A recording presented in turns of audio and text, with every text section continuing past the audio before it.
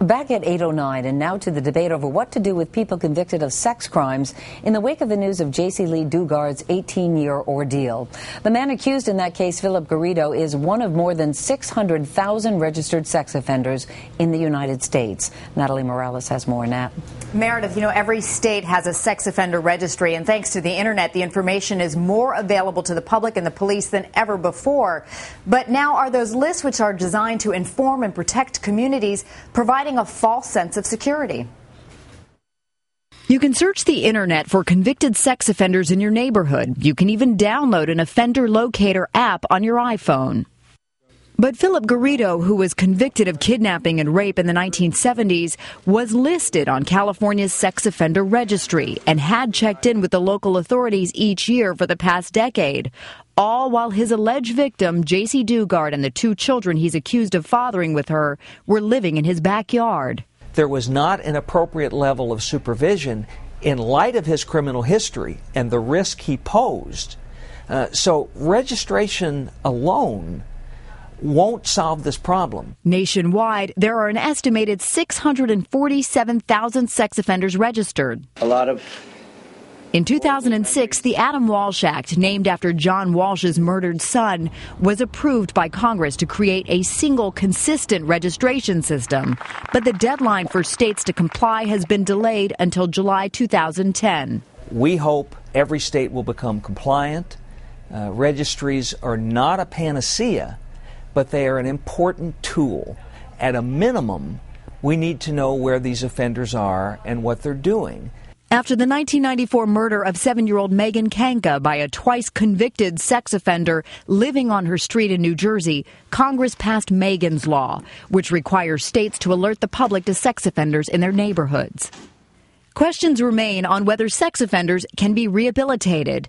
A Department of Justice study on convicted sex offenders released from prison found that sex offenders were about 4 times more likely to be arrested for another sex crime than non-sex offenders after getting out of prison. And not all sex offenders fall into the same category. They can range from raping a child to older teens convicted of having sex with underage teens.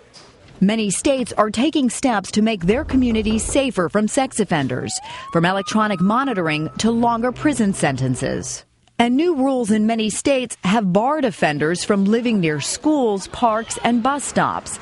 But that has led some offenders to live in rural areas, in their cars, and in Florida, even under a bridge.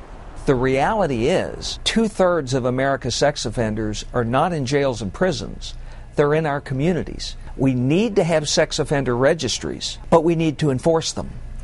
Critics say tough laws requiring all sex offenders to register, even so-called Romeo and Juliet offenders, an 18-year-old convicted of having sex with an underage boyfriend or girlfriend, are counterproductive. They say instead more emphasis needs to be placed on monitoring the violent repeat adult offenders. Meredith? Natalie, thank you. Polly Franks is the executive director of the Franks Foundation, which she created to help protect children from sexual predators after her 2 children were victimized. Polly, good morning to you. Good morning. Like 90% of the children in this country who are sexually abused, your children were abused by someone they knew, yes. A family friend, back in 1995. Briefly, what happened to them, and how old were they at the time? They were ages 8 and 9 at the time. We had a neighbor that we'd been friends with for years, and this was prior to the passage of Megan's Law. We had no idea of his history. He turned out to be a convicted serial rapist from another state, but he was caught committing a sex act in their presence. And so he was arrested, but they just gave him a suspended sentence. At least 1 out of every, these numbers are scary to me, 1 out of every 4 girls, 1 out of every 6 boys will be sexually abused by the time they are 18. So when you hear this story about Jaycee Dugard, it doesn't surprise you, I assume? Not at all. It's a miracle that she's alive, though. I mean, we can be so grateful for that. But yeah, it doesn't surprise me that this guy fell through the cracks again. See, I think it surprises a lot of other people, though, because he was a registered sex offender. They were checking in on him, the parole officer checking in on him on a regular basis, and yet he was able to get, allegedly, I have to say that, I'm sorry, he has not been found guilty of anything, allegedly got away with this for 18 years. Do you think that's the exception or the norm? Sadly, I think it's the norm. I think there's just not enough manpower out there, or people just become very blasé. These predators are very good about telling the authorities and the psychiatrists and the parole officers what they want to hear. They know the language. They know what to do. So what use is the registry then? It's a very good tool. It's not a catch-all, but it's very good. And people should check their registry and find out who's in your neighborhood. And it doesn't matter if you're in a gated community or if you're in a trailer park. You need to check and see who's in your neighborhood. Okay, so once you have that information, Polly, what are you supposed to do with it? You're not going to go to their door and harass these people? No, absolutely not. Don't become part of the problem. But keep your eye on them. I use the rattlesnake theory. If you see it, don't take your eye off of it, but don't bring it in your house. Don't antagonize. Don't harass. But you need to, if we had had a clue about this man's history, my children would have never gone near him. Do you think, though, that, just to play devil's advocate here, that it might give some parents a false sense of security, knowing that there are these registries out there?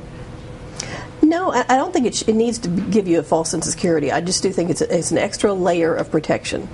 It's the old knowledge is power thing. It really is true when you find them, because you cannot tell, Meredith, by looking at them. I wish we could, but we can't. So if parents want to go and find more information on this, where would you direct them? Well, there's familywatchdog.us. And what will that give them? That's the nationwide sex offender registry. Okay. So if you've got relatives throughout the country, you can check on their neighborhoods as well. All right, Polly Franks, thank you so much. Thank you.